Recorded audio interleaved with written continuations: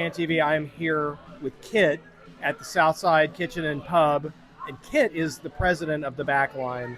Kit, I have so many questions for you about the organization and all the work you do. But thanks for the everything that you put into this. Yeah, thank you.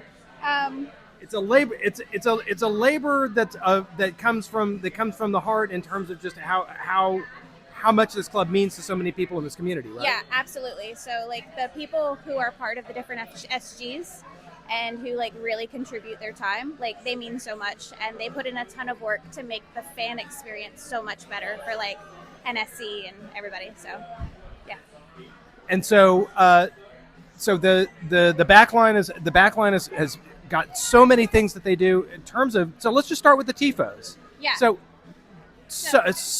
many great displays. Tell us a little bit about the work that goes into that. Yeah, so TIFOs are actually a lot of work. Different SGs can propose whether or not like they want to do one for a specific game. We always try to do one for the home opener, and basically we get this big committee together, and we get like a bunch of different designs, and we kind of run through it with the committee. And then we go through the process of making it, which takes like 2 weeks in a big warehouse, and it's a very like intense process. We hand paint them, and for the most part, we've had a couple that we've printed, but that's kind of like a no-go. You'll get made fun of a little bit. But for the TiVos that we pull up on the rigging system, that takes a lot of work, a lot of coordination. And a lot of practice. Yes, yeah. It does take a lot of practice. So we do like multiple test runs just for making sure everybody who's doing it knows the rigging system. And then we do one test run with the TiVo before the game.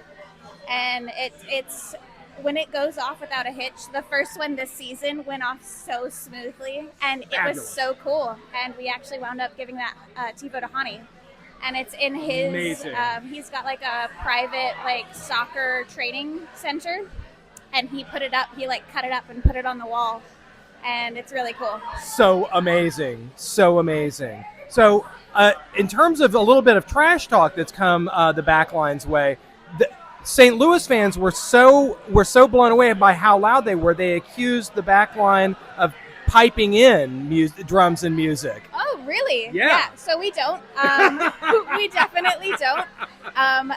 So like my season ticket seats are actually like not in the supporter section. I sit right above it, but you can't even hear the actual people talking when they talk on the sound system. But no, so we have like all of the different people come together on the drums.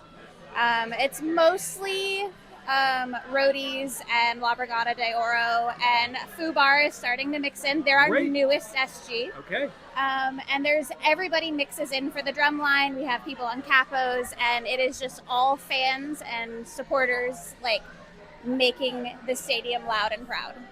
So in terms of missing one person from the drum line, Ben Coward, so heartbreaking, and such a great gesture that was made there with the drum with the flowers on it. Do you have anything to say about the feelings that were coming up that day? Yeah, so it was really rough, you know, and especially for the people in the drum line and on capos. They knew Ben really, really well.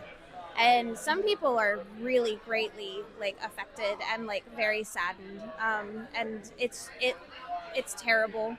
You know, the accident happened right out very, very close to here, right down the block, and we're deeply saddened by the whole thing. And we're really happy about how the away section, they actually lit up their phones while we were like having that moment of silence. But I think we hope to like remember him well and like put the same energy he put into the Backline continuously, like going forward and remembering him, because he is going to be greatly missed. He came to a lot of the CFO stuff. He was always on the drum line. Like he was a face and just a like of the Backline. Like when I think of people, I've not been the president all that terribly long. I've been doing it 7 months. I've been in part of the Backline for about a year now, a little over, but I've been president for about 7 months. And like he is a person, like when I think of like the key people on the Backline, he's one of them. He's one of them. So going forward, what are we going to look forward over at Chiodas seeing from the Backline? got a hint, or is it all top secret? It's not necessarily top secret. We like to keep, if people have questions, you're always welcome to ask. But we're working on, so Steven Robinson is leaving the Capos, and he is our lead Capo.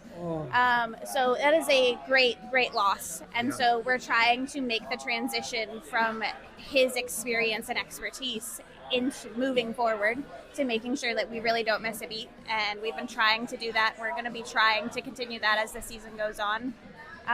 Potentially doing another TIFO. We'll see. They're a lot of work, so it takes a lot of like actual coordination to make that happen. So maybe another TIFO, and we're just going to continue to try to do the best that we can for the supporter section, and be loud and proud for Nashville.